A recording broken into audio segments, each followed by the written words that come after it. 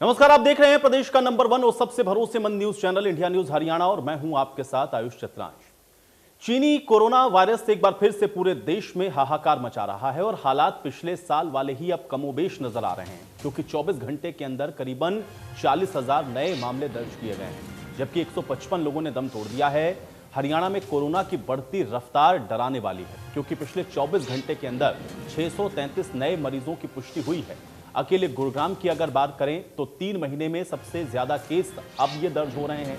24 घंटे में 184 नए केस मिले हैं। बढ़ते केसों के बीच में सरकार भी हरकत में आ गई है। मुख्यमंत्री मनोहर लाल और स्वास्थ्य मंत्री अनिल विज ने अधिकारियों के साथ समीक्षा बैठक की है। सभी जिला उपायुक्तों को मास्क न पहनने वालों के चालान करने के निर्देश भी दिए हैं। इसके साथ ही अभी सब कार्यक्रमों की निगरानी भी करनी होगी। ये आदेश भी मुख्यमंत्री की तरफ से दिए गए हैं। कोरोना एक बार फिर से पैर पसारने लगा है। देश के साथ साथ हरियाणा में भी कोरोना के मामलों में बढ़ोतरी देखी जा रही है। एक बार फिर वैसी ही तस्वीर सामने आ रही है जैसी सितंबर के महीने में दिख रही थी। एक तरफ जहां देश में 24 घंटे में 40,000 के करीब केस मिले हैं, तो हरियाणा में 24 घंटे में नए मरीजों की संख्या 633 तक पहुंच गई, जबकि इसी 24 घंटे में 6 लोगों की कोरोना की वजह से जान भी गई है। तो दूसरी तरफ 24 घंटे में रिकवर हुए मरीजों की संख्या करीब 410 तक है। फिलहाल हरियाणा में एक्टिव केस की संख्या 4,000 है और अब तक कुल 2,77,000 लोग संक्रमित हो चुके हैं, जबकि 3,089 लोगों की मौत हुई है और अब तक 7 लाख लोगों का कोरोना टेस्ट प्रदेश में हो चुका है। एक तरफ वैक्सीनेशन का काम चल रहा है। सोमवार और मंगलवार को वैक्सीनेशन की मेगा ड्राइव चलाने की तैयारी है, तो दूसरी तरफ कोरोना के केस भी बढ़ते चले जा रहे हैं। कुछ जिलों को छोड़ दिया जाए तो बाकी जगहों पर तेजी से आंकड़े बढ़ने लगे, जो चिंता की बात है। फरवरी के महीने में लग रहा था कि अब कोरोना खत्म हो गया, लेकिन मार्च आते ही कोरोना ने उल्टा मार्च शुरू कर दिया है। अब कई जिलों में कोरोना का आंकड़ा लगातार बढ़ता जा रहा है। करनाल की बात करें तो करनाल में फिलहाल 707 एक्टिव केस हैं। गुरुग्राम में एक्टिव केस की संख्या 658 है। कुरुक्षेत्र में फिलहाल एक्टिव केस की संख्या 529 है। फरीदाबाद में 240, वहीं पंचकुला में 464 एक्टिव केस है। एक्टिव केस की बात अगर पानीपत में की जाए तो यहाँ 111 एक्टिव केस हैं। वहीं यमुनानगर में आंकड़ा 286 है। वहीं कैथल में 97 एक्टिव केस हैं। इसके अलावा 14 जिलों में एक्टिव केस की संख्या 100 से कम है। 8 जिलों में एक्टिव केस 50 से भी कम है और 4 जिलों में एक्टिव केस की संख्या 10 से कम है। नूह में सबसे कम 2 एक्टिव केस हैं। हालांकि सरकार कोरोना संकट के मद्देनजर एक्शन में दिखाई दे रही है। सीएम मनोहर लाल ने कोरोना स्थिति पर जिला उपायुक्तों और अन्य वरिष्ठ अधिकारियों के साथ बैठक की। कोरोना मामलों पर नियंत्रण करने के लिए जिला उपायुक्तों को निर्देश दिए हैं। साथ ही मास्क न पहनने वालों पर सख्त कार्रवाई का आदेश भी है। बैठक में प्रदेश के स्वास्थ्य मंत्री अनिल विज भी मौजूद रहे। इस दौरान विज ने स्कूलों और सार्वजनिक स्थानों पर कोविड दिशा निर्देशों का पालन करवाने के निर्देश दिए हैं। Bureau report, India news Haryana. तो कोरोना को लेकर के समय देश में क्या स्थिति है, इस रिपोर्ट में हमने आपको दिखाया, लेकिन आइए अब आपको ग्राफिक के जरिए भी समझाते हैं कि प्रदेश में स्थितियां क्या हैं। अगर प्रदेश वाइज इनको आप देखें तो कहां पर क्या स्थिति है, इनको आप समझ लें। पंजाब का सबसे पहले हम जिक्र करते हैं। 11 जिलों में यहां पे नाइट कर्फ्यू जारी किया गया है। 31 मार्च तक शैक्षणिक संस्थानों को बंद कर दिया गया है। पंजाब भी कोरोना प्रभावित राज्यों में शामिल है। पंजाब में बोर्ड की परीक्षाएं स्थगित कर दी गई हैं। ये पंजाब सरकार की तरफ से ये फैसले लिए गए हैं बढ़ते हुए कोरोना संक्रमण को देखते हुए। हॉल में क्षमता से 50% लोगों को ही सिर्फ एंट्री की इजाजत दी गई है। मॉल में 100 से ज्यादा लोगों के ऊपर पाबंदियां लगा दी गई हैं। एक बार फिर से एहतियातन ये सख्त कदम पंजाब के अंदर उठाए गए हैं। नागपुर में यानी कि महाराष्ट्र का यह जिक्र हो रहा है, 21 मार्च तक यहां पर लॉकडाउन लगा दिया गया है। लातूर में नाइट कर्फ्यू लगाया गया है।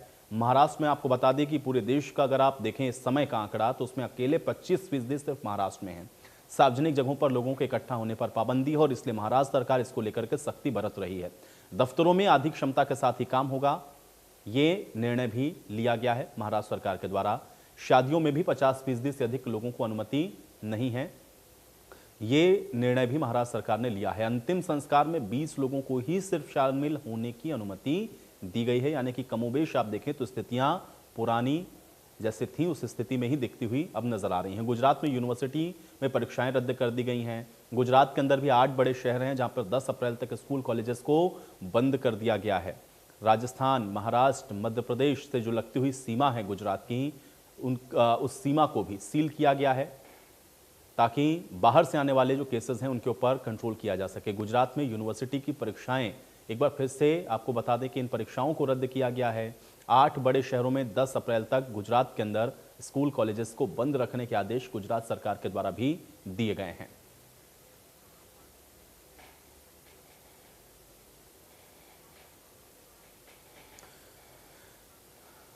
तो प्रदेश दर प्रदेश क्या स्थिति है और वहां पर क्या एहतियातन कदम उठाए गए हैं, ये हम आपको लगातार बता रहे हैं। उन सब के बीच में आप हरियाणा में भी देख रहे हैं कि 633 नए मामले यहां पर भी दर्ज किए गए और एहतियातन यहां पर भी अब यह निर्देशित किया गया है कि सभी जो कार्यक्रम है उसके अंदर अब अधिकारी जाकर के खुद ये सुनिश्चित करें कि वहां पर कोरोना गाइडलाइन का पालन हो रहा है या फिर नहीं। साथ ही साथ स्थानीय प्रशासन को भी यह निर्देशित किया गया है कि सख्ती से कोरोना गाइडलाइन का पालन करवाया जाए ताकि जो बढ़ता हुआ संक्रमण है उसको रोका जा सके, उस पर ब्रेक लगाई जा सके। लेकिन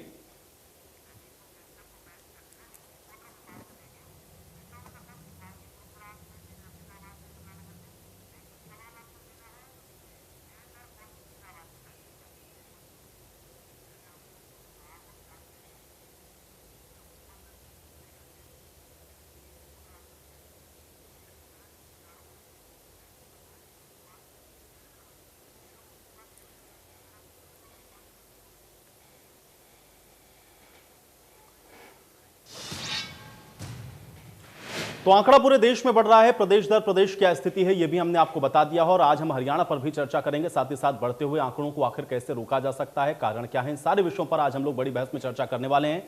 फिलहाल 3 मेहमान मेरे साथ जुड़ रहे हैं, उनका परिचय मैं आपके साथ करवा देता हूं। प्रोफेसर वीरेंद्र चौहान जी हमारे साथ जुड़ रहे हैं, प्रवक्ता हैं भारतीय जनता पार्टी के। प्रोफेसर वीरेंद्र चौहान जी बहुत स्वागत है। खालिद हुसैन जी भी हमारे साथ जुड़े हुए हैं, प्रवक्ता हैं कांग्रेस पार्टी के। खालिद हुसैन जी आपका भी स्वागत है। ओंकार सिंह जी भी हमारे साथ इनेलो की तरफ से जुड़ रहे हैं, ओंकार सिंह जी आपका भी बहुत स्वागत है। और इस बीच आपको ये भी बता दें कि इन तमाम मेहमानों के साथ मैं चर्चा करूंगा, लेकिन हमारे कुछ सहयोगी भी हमारे साथ जुड़ रहे हैं। देवेंद्र भरद्वाज हमारे साथ गुरुग्राम से जुड़े हुए हैं, देवेंद्र कौशिक हमारे साथ फरीदाबाद से जुड़े हुए हैं, देविदास शारदा यमुनानगर से भी हमारे साथ जुड़ चुके हैं।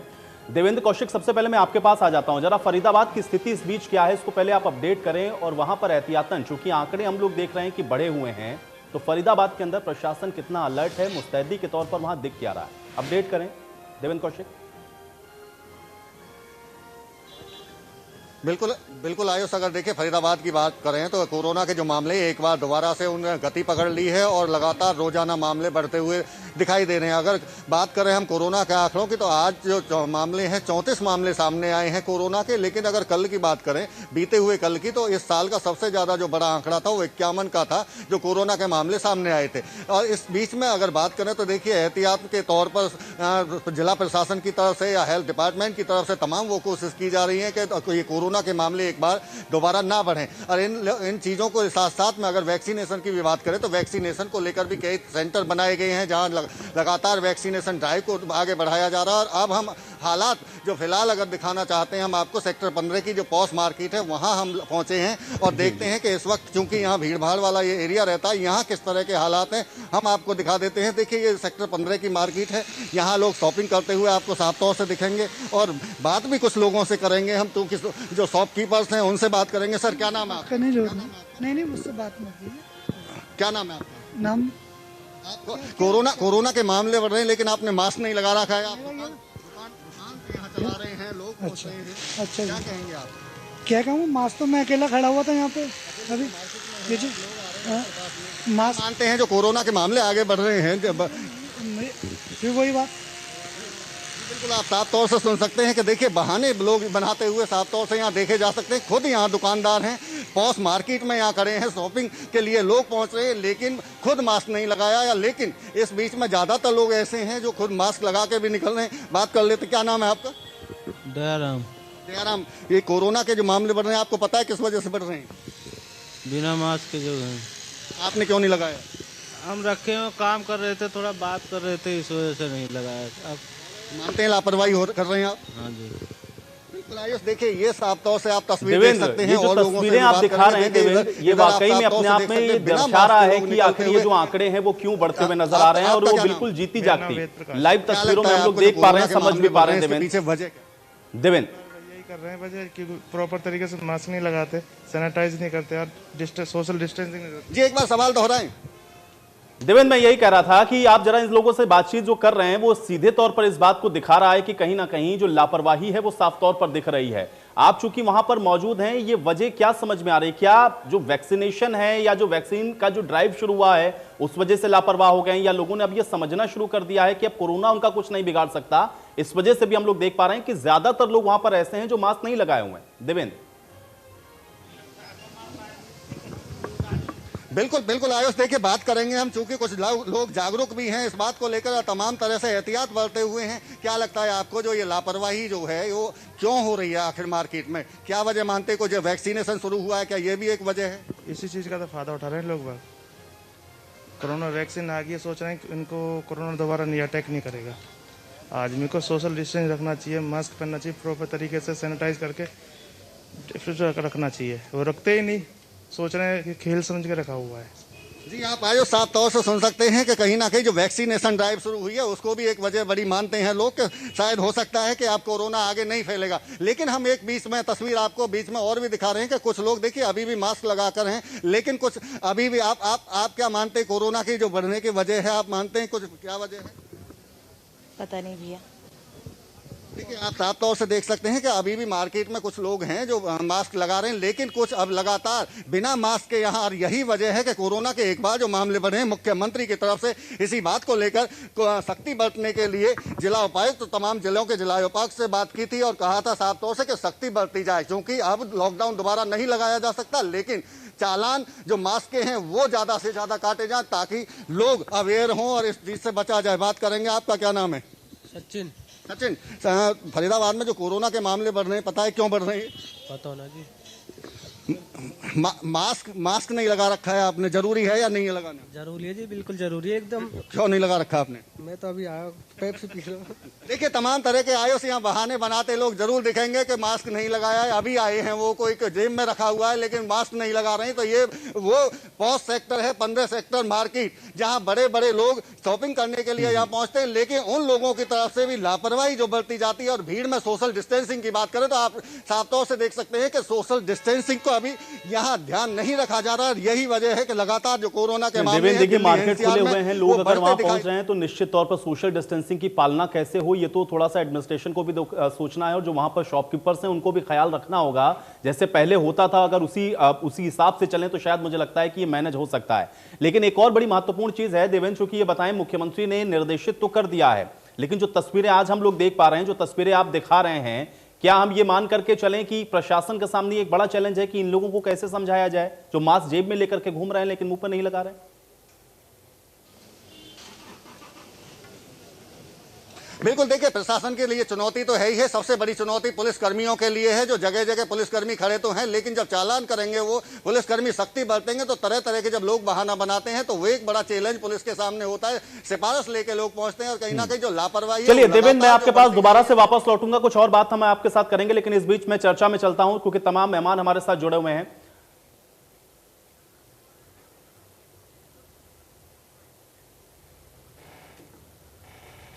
चलिए देवेंद्र, मैं आपके पास ही वापस आ जाता हूं, कुछ तकनीकी समस्या है मुझे बार बार बताया जा रहा है। देवेंद्र, जरा एक बार इस चीज को और थोड़ा सा समझाते चलें कि कैसे वहां पर पुलिस के सामने और प्रशासन के सामने क्या एक बहुत बड़ा चैलेंज है। दिखा दिया करो।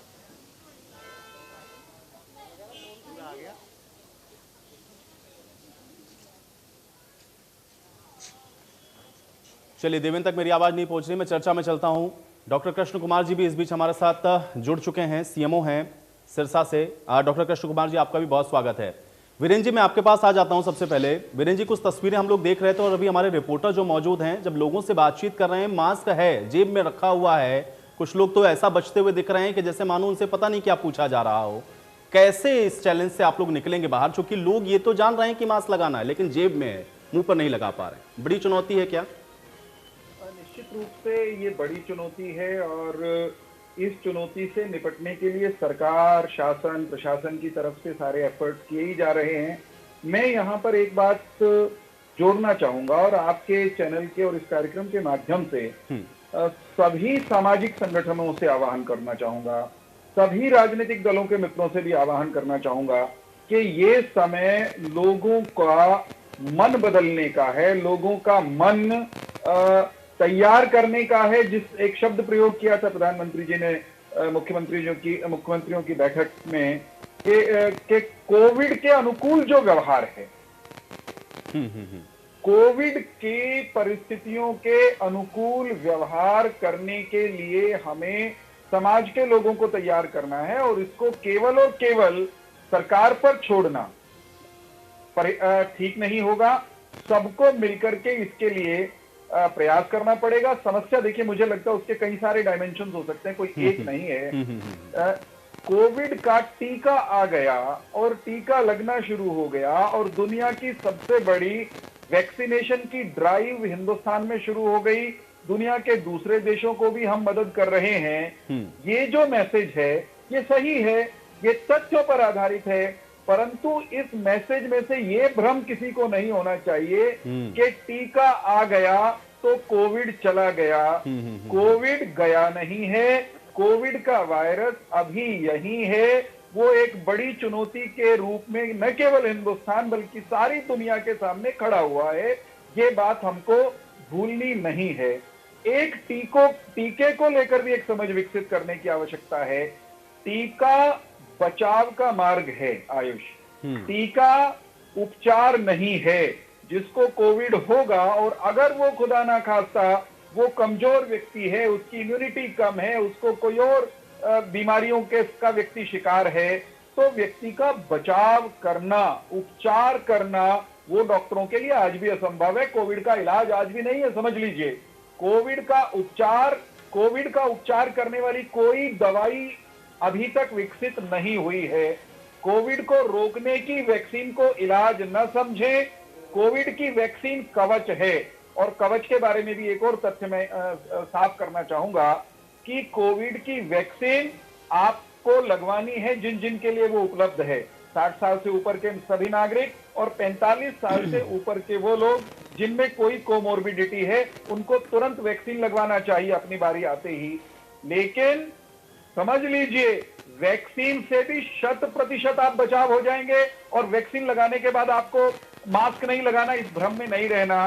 वैक्सीन लगने के बाद भी, टीका लगने के बाद भी एंटीबॉडीज बनते बनते, कवच तैयार होते होते बिल्कुल समय लगता यही है। जागरूकता हम लोगों को आज लानी है और शायद इसलिए हम लोग लगातार इस विषय पर चर्चा कर रहे हैं। डॉक्टर कृष्ण कुमार जी हमारे साथ जुड़े हुए हैं, मुझे लग रहा है कि वो और बेहतर तरीके से बताएंगे।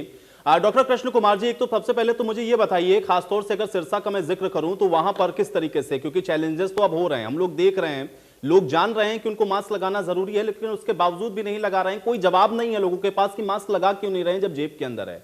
ऐसे लोगों को कैसे जागरूक करेंगे जिनको पता होते हुए भी उस चीज को वो एक्सेप्ट करने के लिए तैयार नहीं है? बड़े चैलेंज है क्या डॉक्टर कृष्ण कुमार जी? सिरसा के बारे में बताना चाहूंगा कि पिछले महीने हमारे पास सिर्फ 36 केस थे, तो इस बार हमारे पास इस महीने 50 केस करीब हो चुके हैं। तो कल ही हमारी उपायुक्त महोदय ने सभी जिले के जितने भी सुपीरियर ऑफिसर लाइक एसडीएम्स, पंचायती राज के बीडीपीओज और एजुकेशन डिपार्टमेंट है, सभी को दिशा निर्देश दिए। अभी कोविड का जो अप्रोप्रिएट बिहेवियर है उसका अच्छी तरह पालना की जाए। तो हमारे शहर में हर जगह नाके लगा के चलानी भी हो रही है, मास्क के लिए लोगों को अवेयर भी किया जा रहा है। और हम भी अपने अस्पताल के उससे जितने हमारे प्राइमरी हेल्थ सेंटर्स हैं, जितने कम्युनिटी हेल्थ सेंटर है, हॉस्पिटल है, तो लोगों को अवेयर कर रहे हैं। अभी ज्यादा से ज्यादा मास्क लगाएं और भीड़ भाड़ वाली जितनी भी जगह उनसे जाने से बचें, क्योंकि ऐसे टाइम में कोरोना से बचने के लिए मास्क ही उपाय है। और जो सामाजिक दूरी है उसका जरूर पालन करें और जहां तक संभव हो वे घर से बाहर ना निकले। और उपायुक्त महोदय ने एक हमारी कमेटी भी बनाई है जो सब डिवीजन लेवल पे, जिसमें उपायुक्त महोदय के रिप्रेजेंटेटिव होंगे, एक हमारे हेल्थ डिपार्टमेंट के भी होंगे प्रतिनिधि और पुलिस डिपार्टमेंट से प्रतिनिधि होंगे। तो जहां भी कोई जैसे सोशल गैदरिंग होती है या ज्यादा मास गैदरिंग होती है तो वहां भी देखा जाएगा भी कोरोना के नियमों का पालन किया नहीं किया। और हमने स्वास्थ्य विभाग की तरफ से जैसे हमारे जितने भी प्राइमरी हेल्थ सेंटर्स हैं, सीएचसी हैं, तो हमारे जितने भी डॉक्टर्स हैं और पैरामेडिकल हैं, जैसे क्योंकि स्कूल खुले हुए हैं तो स्कूलों में जाके भी उनको, बच्चों को, स्कूल में सभी को अवेयर करेंगे अब कोरोना के नियम को कैसे कैसे पालन किया जाए। और वैक्सीनेशन के बारे में बताना चाहूंगा कि हम जिले में अभी तक 48,231 लोगों को वैक्सीन लगा चुके हैं, जिसमें हमारे हेल्थ केयर वर्कर हैं जिसमें 93 लोगों को लगा चुके हैं, और फ्रंट लाइन वर्कर्स हैं जिसमें पुलिस, पंचायत राज, अर्बन लोकल बॉडीज हैं, उनको भी 26 लोगों को वैक्सीन लगाई जा चुकी, और बुजुर्ग हैं उनको हम 31,000 लोगों को वैक्सीन लगा चुके, और जो 45 साल से 59 साल की उम्र के हैं जिनको बीमारियों से पीड़ित हैं, उनको भी हम 5,000 के करीब लोगों को वैक्सीन लगा चुके हैं। जी। तो हमारा स्वास्थ्य विभाग अपने सिरसा में बिल्कुल मुस्तैद है और प्रशासन की हमारी पूरी तैयारी है। खालिद हुसैन जी, मैं आपके पास आता हूं, वजह क्या समझ में आ रही है? एक तरफ तो हम लोग देख रहे हैं कि पूरे देश के अंदर आंकड़े बहुत तेजी के साथ बढ़े हैं, 24 घंटे के अंदर 40,000 के आसपास ये आंकड़ा है, 633 अगर हम लोग हरियाणा का जिक्र करें तो यहाँ पर हैं। वजह क्या समझ में आ रही है? क्योंकि कुछ तस्वीरें आपने भी अभी देखी होंगी, हमारे रिपोर्टर्स जो दिखा रहे थे, लोग समझने को ही तैयार नहीं है। देखिए आयुष जी, मैंने अभी चौहान साहब का भाषण में उसको इसलिए कह रहा हूँ कि वो सरकार के प्रवक्ता है ऐसा लगा नहीं उनकी बातों से। लोगों को जब आप देखेंगे कि जो कोरोना का इस समय जो हावी हरियाणा में हुआ है, आप देखेंगे कि स्कूलों के बच्चों और अध्यापकों की इसमें बहुत बड़ी संख्या है। पीछे जब स्कूलों को खोला गया तो उस समय हम विपक्षी दलों ने, सभी दलों ने कहा कि स्कूलें खोलने के लिए तैयारी से पहले आप जल्दी से पहले आपकी तैयारी आप सकते हैं, लेकिन सरकार को ऐसा लगता है कि उनके खिलाफ जो भी व्यक्ति बोलता है वो, या कोई भी राय मशवरा देता है, वो उसको खाली मतलब आपको विरोध में लेते हैं। अब जो सरकार अपने प्रचार के ऊपर, अभी एक आंकड़ा पीछे आया, चौहान साहब का भाषण मैंने सुना, ये भाषण वैसा ही है जैसे कि हमारे देश की सरकार ने सुपरस्टार अमिताभ बच्चन से प्रचार करवाया और उनका सारा परिवार कोरोना से ग्रस्त था। बिल्कुल वैसा ही है। सरकार के प्रतिनिधि की तरह आपने बात नहीं की चौहान साहब। सरकार को चाहिए था कि आप स्कूलों में और अध्यापकों की सुरक्षा के लिए पहले से कुछ करना चाहिए था। अब हम ये कहेंगे कि आपने स्कूल खोलने में जल्दी की, तो आप कहेंगे कि एक तरफ कांग्रेस मांग कर रही थी स्कूल खोलिए, और जब मतलब दोनों तरह से, अगर उल्टी और सीधी, आप दोनों तरह से भाजपा अपनी तरफ से बातों को लेती है। लेकिन चौहान साहब एक साथ रुक जाइए, चौहान साहब रुकिए, आप रुकिए तो सही, बीच में बोलने का नहीं, आप इतनी देर से बोल रहे थे, मैं आपको सुन रहा था ना। देश देख रहा है कि कांग्रेस किस तरह बेनकाब हुई है कोरोना। ठीक है वीरेंद्र जी, देखिए ठीक है, अब आरोप प्रत्यारोप में नहीं फंसेंगे भाई। कोरोना ठीक है, या कुछ गलतियां हैं उसको बताइए, उससे क्या हो सकता है बेहतर, उस पर चर्चा कर लेते हैं। अब महाराष्ट्र में ज्यादा है, यहाँ कम है, इससे कुछ हासिल नहीं होना है, क्योंकि कोरोना नहीं देखेगा कि महाराष्ट्र है कि हरियाणा है, वो कहीं से भी आएगा। ये समस्या है खालिद हुसैन जी, भाजपा की ये समस्या है भाजपा की। जब आप उनकी तरफ उंगली उठाएंगे तो उनको उल्टा उंगली की तरफ घुमाने की कोशिश करते हैं। अब मुझे ये बताने की कोशिश क्यों कर रहे हैं, मैं और आप चौहान साहब हरियाणा के बाशिंदे हैं, हमको अपने हरियाणा वासियों का, अपनी सरकार का रिप्रेजेंट देखना है कि अभी आपको पूरी, ये आपके माननीय प्रधानमंत्री जी ने अमिताभ बच्चन से शेयर करवाया था, क्या आपने बताया पूरे देश को?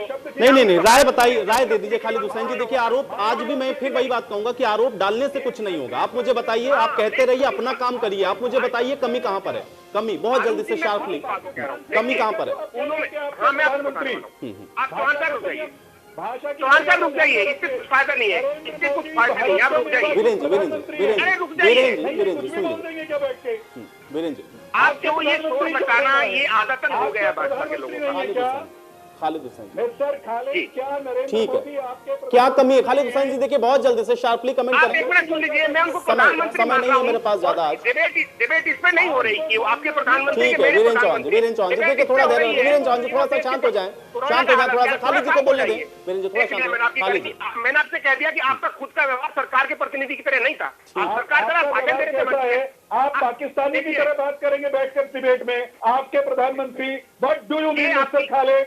ये आपकी ओछी मानसिकता है, आपके प्रधानमंत्री, आपकी ओछी मानसिकता है, आपको मेरा समझ लीजिए, लग रहा है, समझ लीजिए। चलिए ठीक है, आरोप प्रत्यारोप के सिवा कुछ नहीं है। मैं सोच रहा था कोरोना पे चर्चा हो जाएगी आज थोड़ी सी। ओंकार सिंह जी, चलिए नहीं ठीक है, अब मैं समय नहीं दे पाऊंगा, आप लोग आरोप प्रत्यारोप करते रहें।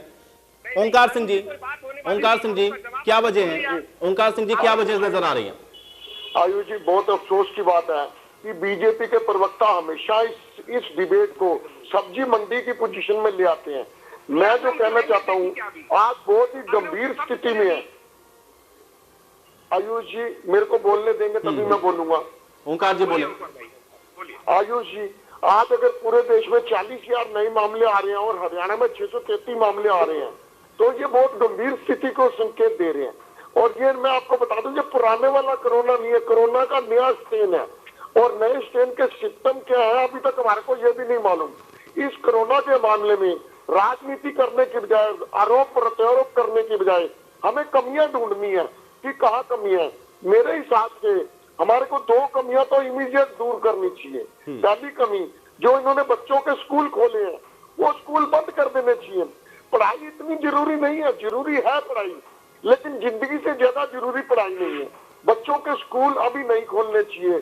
दूसरा, किसान जो हमारी सड़कों पे बैठे हैं, लाखों किसान सड़कों पे बैठे हैं, वहाँ पे भी तो कोरोना आ रहा है, वहाँ पे भी तो कोरोना फैल सकता है। तो ये किसान राजनीति मत करिए, आराम से सुन लीजिए। एक तरफ कहते हैं राजनीति नहीं करेंगे, इनको बोलिए कोरोना को आंदोलन से जोड़ेंगे।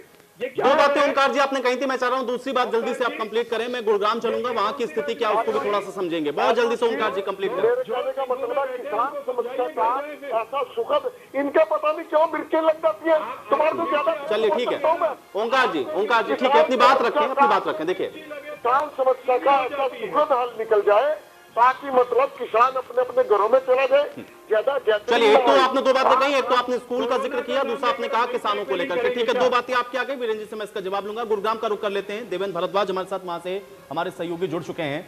देवेंद्र, बहुत जल्दी से अपडेट करें, गुरुग्राम के अंदर क्या स्थिति है, क्योंकि अभी भी जो हालिया केसेस हैं उसमें सबसे ज्यादा संख्या अगर हम लोग देख रहे हैं तो गुरुग्राम में रिपोर्ट किए गए हैं। प्रशासन कितना तैयार है वहां पर और इस समय क्या अपडेट है?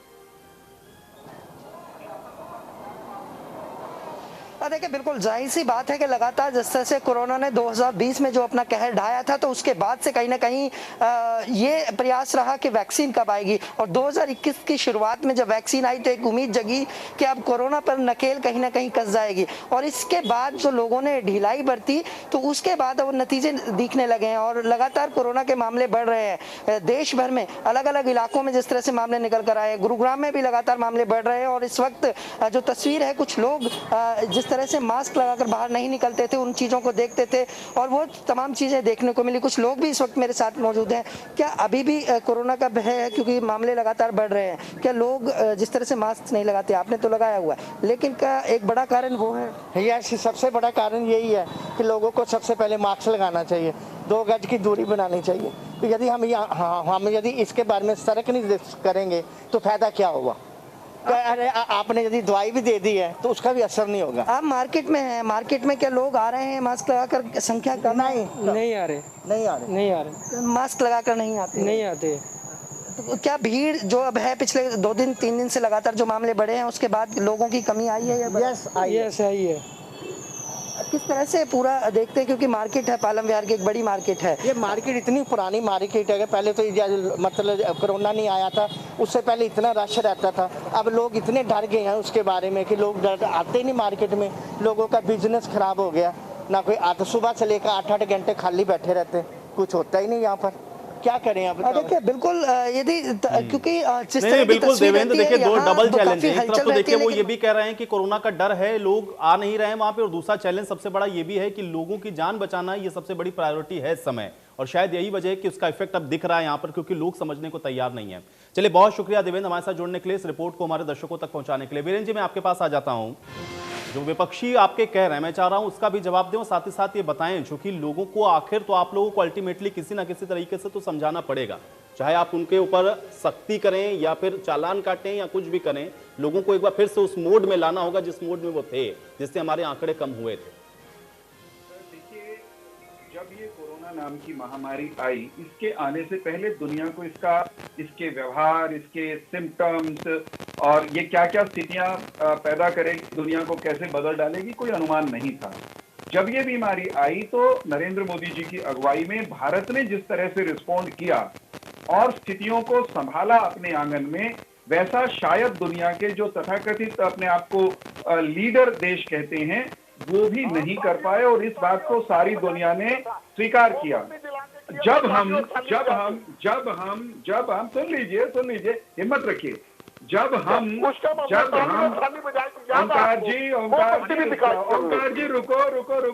जी रुको अभी आप कह रहे थे राजनीति नहीं करनी, अभी आप बोलने नहीं दे रहे हो।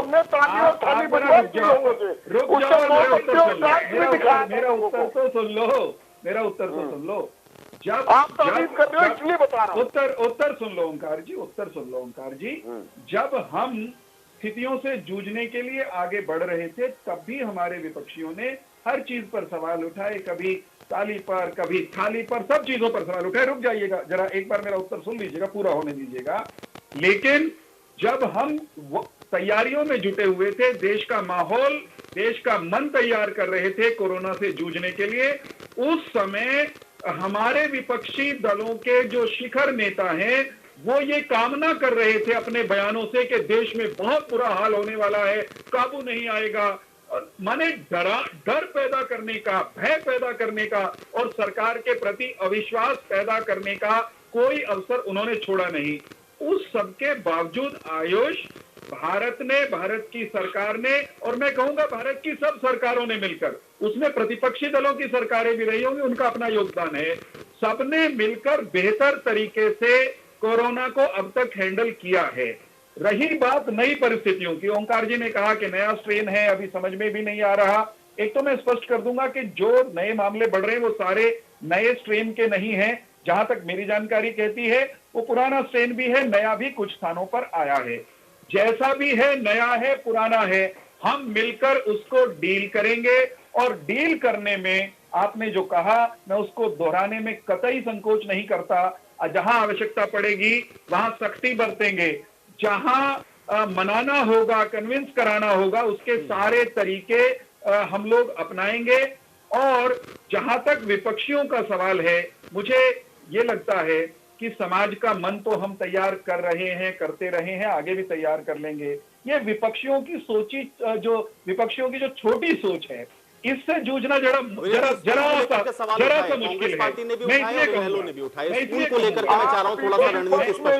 मैं यूं कह रहा हूं, ऐसा मैं इसलिए कह रहा हूं, ऐसा मैं विनम्रता से इसलिए कह रहा हूं कि संकट के समय एक स्वर में राष्ट्र और समाज बोले, इसमें किसी का नुकसान नहीं है, आपका भी नुकसान नहीं है। मैं पूछना चाहता हूं कांग्रेस के प्रवक्ता खालिद जी से, खालिद भाई ये बताइए, कोरोना वैक्सीन का महाअभियान चल रहा है, कांग्रेस के कितने लोग, कितने बड़े नेता वे वैक्सीन लगवाने के लिए, लोगों को समझाने के लिए घर से निकले हैं। आप तो वैक्सीन पर सवाल उठाने के सिवा कुछ कर नहीं रहे, उसको भी भाजपा की वैक्सीन बता रहे हैं। जैसे नरेंद्र मोदी जी को आपका प्रधानमंत्री कहकर के आपने संबोधित किया। ये छोटी सोच विपक्ष को छोड़नी पड़ेगी। अगर ये संकट का काल है तो इस संकट के काल में सबको साथ खड़े होना होगा। मैं इसका जवाब लूंगा, लेकिन देवीदास शारदा हमारे साथ इस बीच जुड़ रहे हैं, यमुनानगर से हमारे सहयोगी हैं।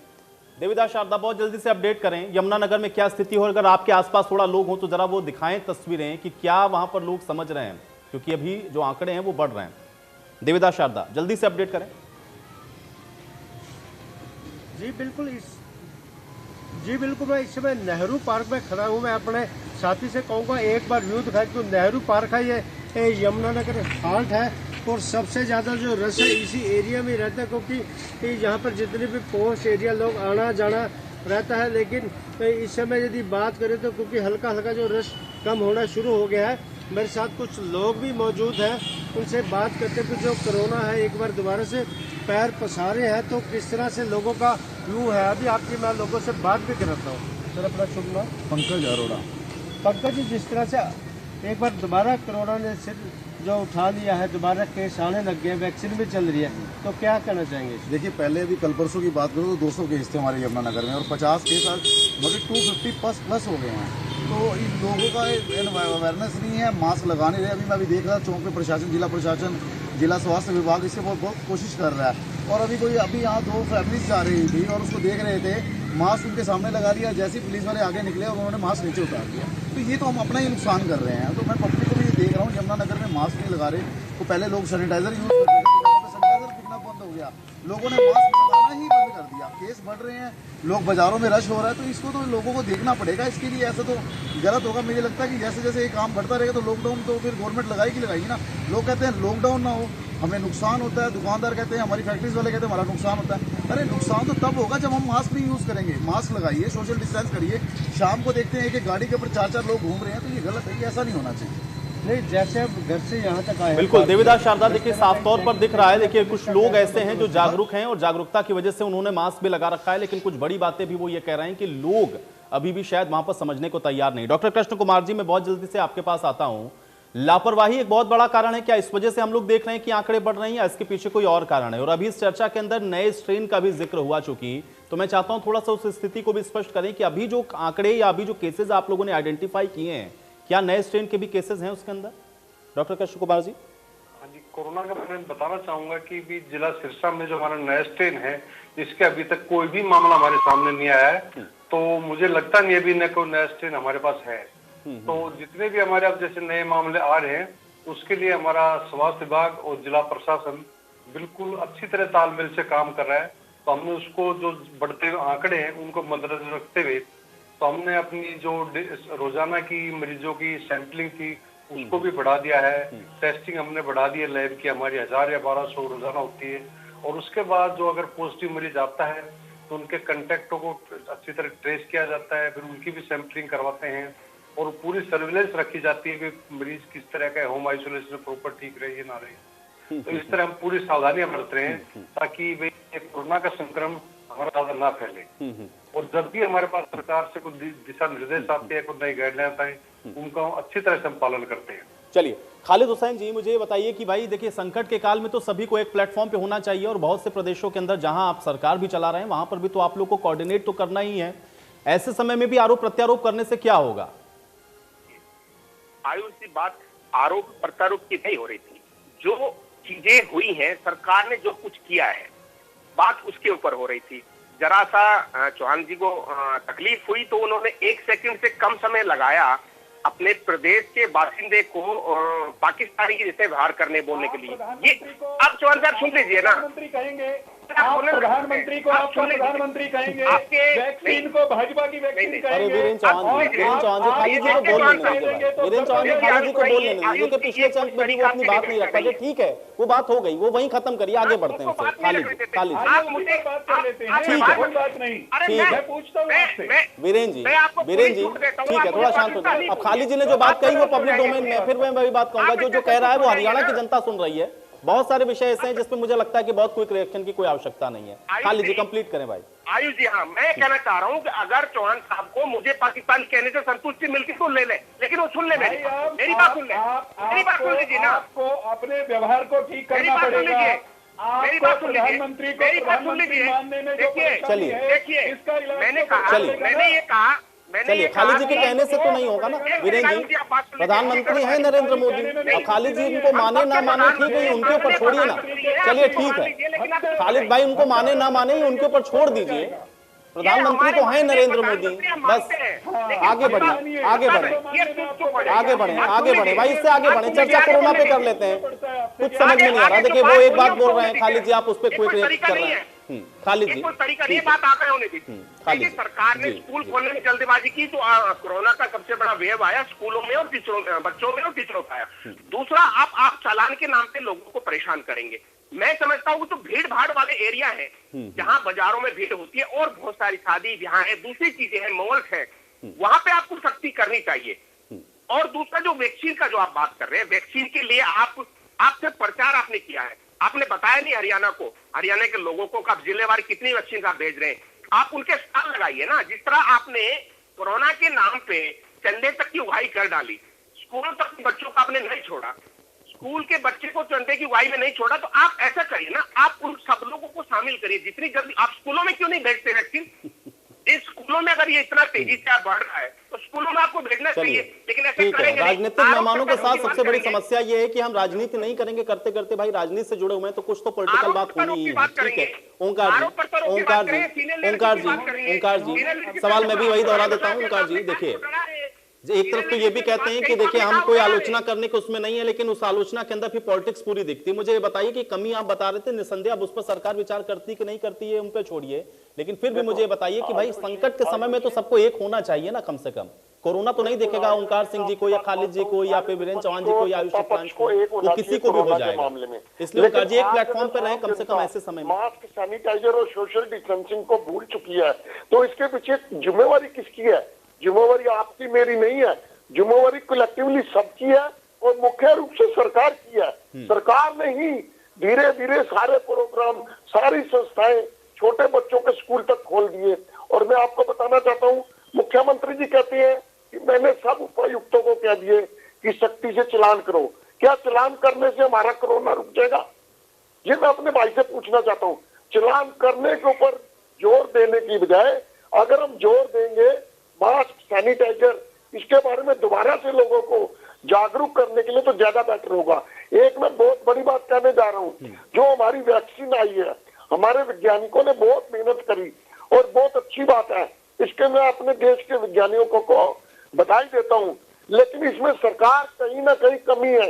लोगों के बीच में आज वैक्सीन को लेके अगर कुछ अविश्वास पैदा हुआ है तो सरकार की जिम्मेवारी है, हमारी भी जिम्मेवारी है, सरकार की मुख्य रूप से जिम्मेवारी है कि उस वैक्सीन में से सबसे पहले जो अविश्वास शुरू हुआ है, उस अविश्वास को खत्म करके हर एक ठीक है, भिवानी का भी रुख कर लेते। रवि जांगड़ा हमारे साथ भिवानी से भी एक रिपोर्ट दिखाने के लिए जुड़े हुए हैं। रवि, बहुत जल्दी से भिवानी में ताजा स्थिति क्या है, अपडेट करें। क्या लोग अवेयर हैं वहां पर?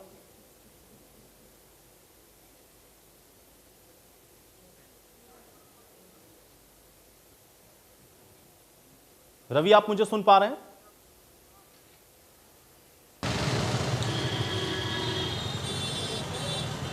रवि, अगर आपको मेरी आवाज मिल रही हो तो जल्दी से अपडेट करें। बिल्कुल आयुष, भिवानी में इस वक्त मौजूद है और लगातार आंकड़ों की अगर बात करें, साथ लगते राज्यों में चाहे पंजाब की बात करें, नाइट कर्फ्यू जो है वो लगाने की बात कही गई, लगा भी दिया गया है। चाहे सरकारी स्कूलों की परीक्षाओं की बात करें, 31 तारीख तक स्कूल बंद किए जाने की बात कही गई है। वहीं दूसरी तरफ अगर बात हरियाणा के परिप्रेक्ष्य में करें या फिर मैं इन जिलों की बात करूँ जहाँ पर लगातार कोरोना के मामले, गुरुग्राम में आज जिस तरह से मामले आए हैं, फरीदाबाद में मामले आ रहे हैं, हालांकि भिवानी में इस तरह के मामले अभी दर्ज नहीं किए गए हैं, लेकिन इसके बावजूद जिस तरह से लगातार अब सेकंड वेव आ रही है तो कहीं ना कहीं काफ़ी चिंतनीय मुद्दा। कुछ लोग मेरे साथ हैं, उन लोगों से जानेंगे आखिर किस तरह से अब इस बीमारी के प्रति कितनी जागरूकता उनमें है। मैं आपसे बात करूँगा, सर क्या कहेंगे बीमारी की जागरूकता को लेकर? हमने देखा है बाज़ारों में कि बहुत कम लोग बिना मास्क के घूम रहे हैं, और जिस तरह से अगर बात करें मास्क हालांकि इस्तेमाल नहीं कर रहे हैं, इसके अलावा अवेयरनेस की बात करें, क्या लगता है आपको सेकंड वेव का कितना असर होगा? जैसा कि आप देख सकते हैं सर, ये बीमारी बहुत ही घातक और ख़तरनाक है, और अगर इसी तरह से लोग अगर मास्क लगाना छोड़ रहे हैं और मार्केट में ऐसे घूम रहे हैं तो स्वाभाविक है बीमारी फैलेगी और फिर से वही हालात होंगे जो पहले थे। लेकिन कमी कहाँ दिखती है? पुरस्कार दंड की बात करें, हालांकि वैक्सीनेशन हो रहा है, वैक्सीन आ रही है, 26,000 से ज़्यादा डोजेज अगर मैं अकेले भिवानी की बात करूँ यहाँ पर दी जा चुकी हैं, इसके बावजूद कमी कहाँ दिखती है आपको? लोगों की लापरवाही, हीला हवाली या उदासीनता? चलिए, सिर्फ लोगों की लापरवाही की वजह से। रवि, मैं आपको रोक रहा हूं क्योंकि मेरे पास समय की बहुत कमी है। बहुत जल्दी से मैं इस चर्चा में बिल्कुल अंतिम दौर में डॉक्टर कृष्ण कुमार जी आपके ही पास आ जाता हूं। क्या संदेश देना चाहेंगे, क्योंकि आप एक डॉक्टर हैं, मुझे लगता है कि आपकी बात को तो लोग थोड़ा गंभीरता से ले रहे हैं और समझेंगे भी, क्योंकि लोग जानते समझते हुए भी मानने को तैयार नहीं है। सिर्फ प्रशासन ही उनको समझाए ऐसा नहीं है। क्या करना चाहिए लोगों को, क्यों नहीं समझ रहे हैं?